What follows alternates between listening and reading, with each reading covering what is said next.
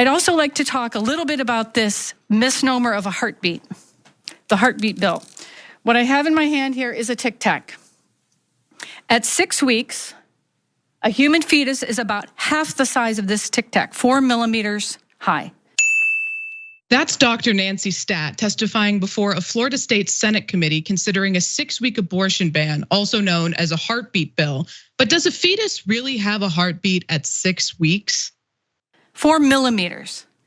It does not have a face, so there's no looking at a face in an ultrasound. And in fact, the ultrasonographer is correct. It is so small in certain individuals, and based on where it's attached in the uterus, you can't see it. You have to come back. And there is no heart, there is no lungs, there is no brain. It doesn't have toes. It looks more like a tadpole. What you detect with the ultrasound machine is the electrical activity of the cells that will become the sinoatrial node that's pumping each of our hearts right now, hopefully, unless you all have a pacemaker.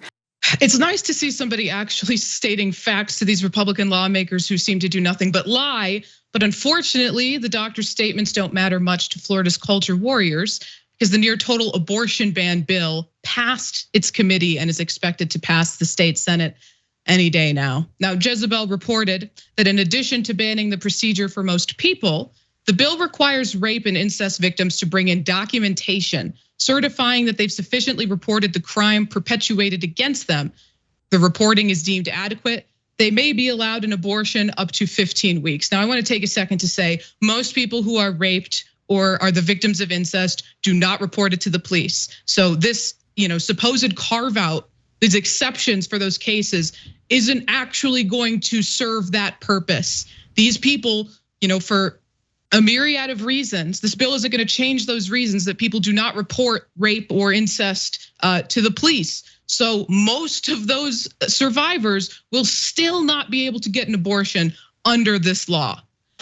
Now, that being said, it's also unclear where these abortions will be performed because we've seen in states with similar bans, the clinics dwindle and most hospitals don't provide abortions. Now, Florida Republicans also, of course, because it's Florida, snuck in another horrible provision into this bill. They gave $25 million to crisis pregnancy centers. HuffPost reported the Republicans argue that the $25 million will be used for services to support pregnant women and their children. But anti-abortion pregnancy centers, sometimes referred to as crisis pregnancy centers, are known for peddling misinformation based on religious rhetoric that is not medically accurate. Just as an example, a lot of these clinics provide false information on the risks of abortion. They drastically increase the chances of death by abortion. I mean, they inflate the number to an insane level. They also provide faulty information on fetal development. So essentially it's like you have a 45-year-old man within your womb on day 1 of being pregnant. I mean, you have to see the things that they're handing out to understand just how insanely ridiculous and the level of medical misinformation that these centers are providing people. And Florida just decided to give these centers $25 million of taxpayer money. Now, the Republicans also rejected an amendment to the provision that would have called for all the organizations that receive the funding to use only licensed ultrasound technicians. So they don't even want the properly licensed people receiving this money.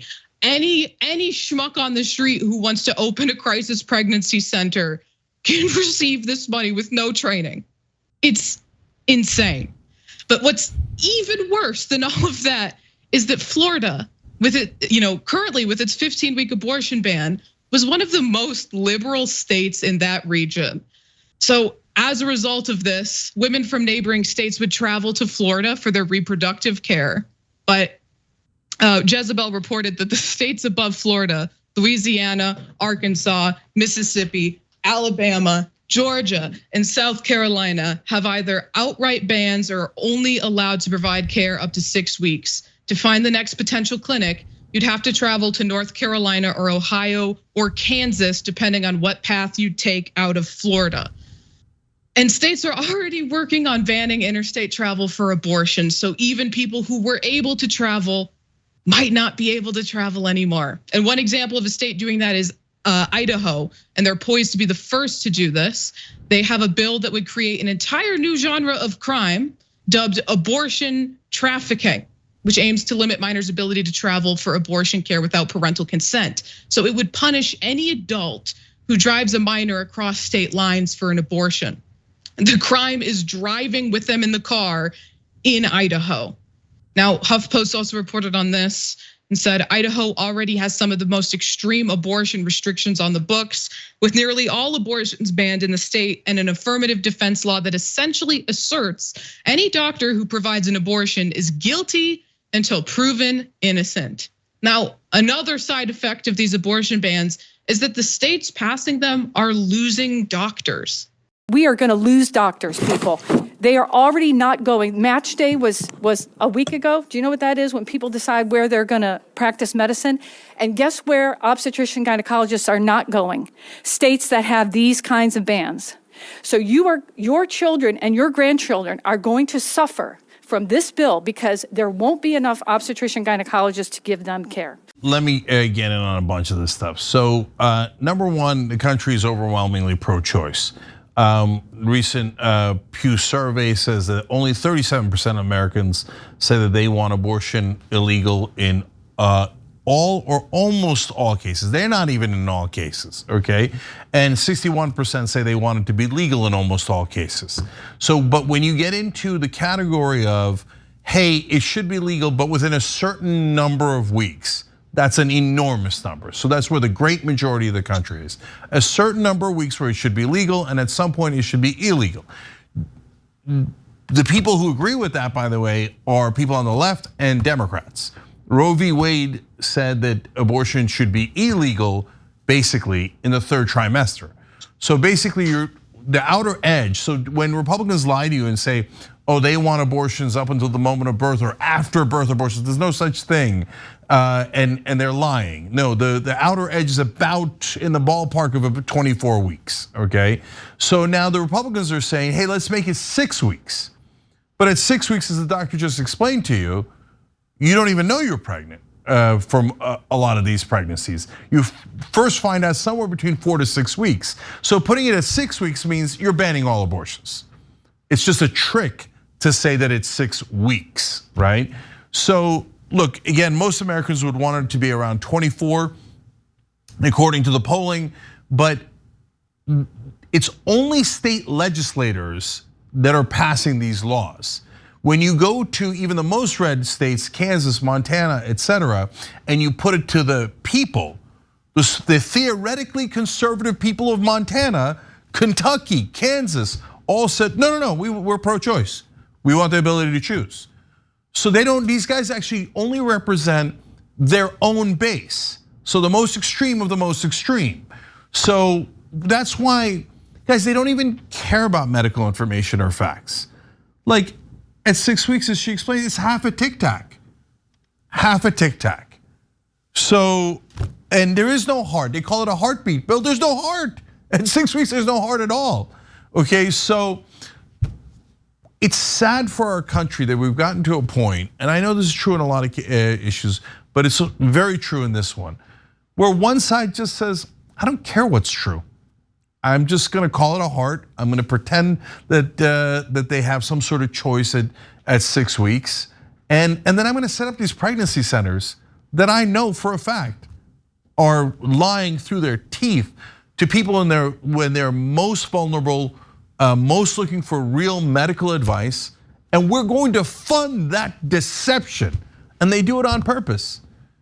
So it sucks that there's a debate between truth and lies when there should be a debate between two sides that disagree on issues and opinions and policies, but agree that there are facts in the world. But that's not the debate we're having in Florida for sure. Brett.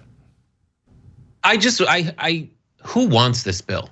And the answer is very few people. And those people are folks that just want to sit there and do nothing and feel like they have saved the world. And the Republican apparatus knows that, and that's why they call it the heartbeat bill, because no one wants to stop a heartbeat, right?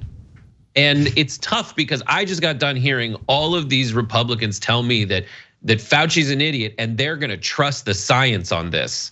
And when a scientist gets up there, when an actual doctor gets up there and tells you that everything they've told you is wrong, I thought they would run and say, oh my God, thank you so much for that information. I'm gonna change my ways. I'm on the other side of this now that you've explained to me. Obviously, that's not it, because so much of the anti-abortion debate is this sense of moral superiority. And it has been completely used in a way that is counter to popular opinion.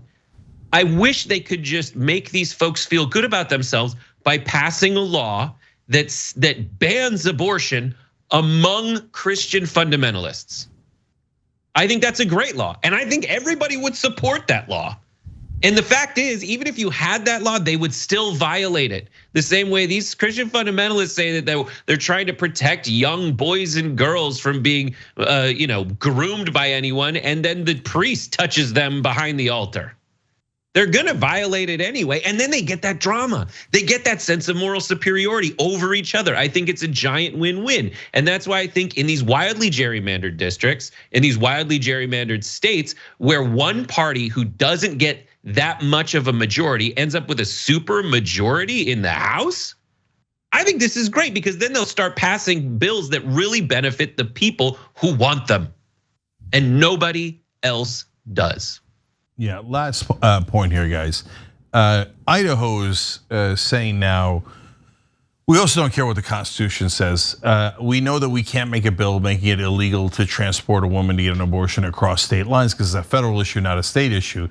So they're going very likely to pass a bill that says if you drive a minor to a state line and you're not the parents, well, we're gonna prosecute you, and you might get 2 to 5 years in prison.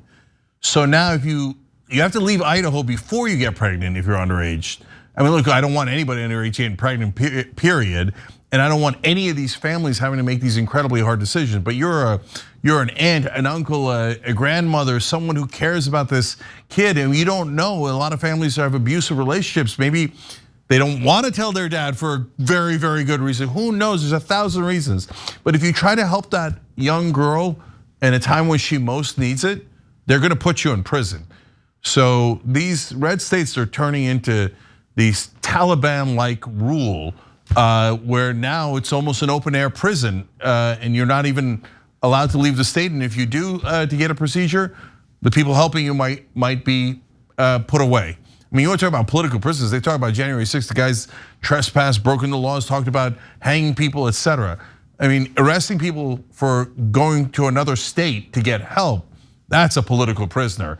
And no one voted for it. Even if you, look, put it up as a ballot measure in Idaho, you're still gonna lose. Pro-choice wins in almost every state, yet these extremists are taking away women's freedoms at every turn. And it's so obvious that it's part of their political agenda that has nothing to do with the actual abortion issue, but has to do with controlling women and their lives. Thanks for watching The Young Turks, really appreciate it. Another way to show support is through YouTube memberships. You'll get to interact with us more. There's live chat emojis, badges. You've got emojis of me, Anna, John, JR. So those are super fun. But you also get playback of our exclusive member-only shows and specials right after they air. So all of that, all you gotta do is click that join button right underneath the video. Thank you.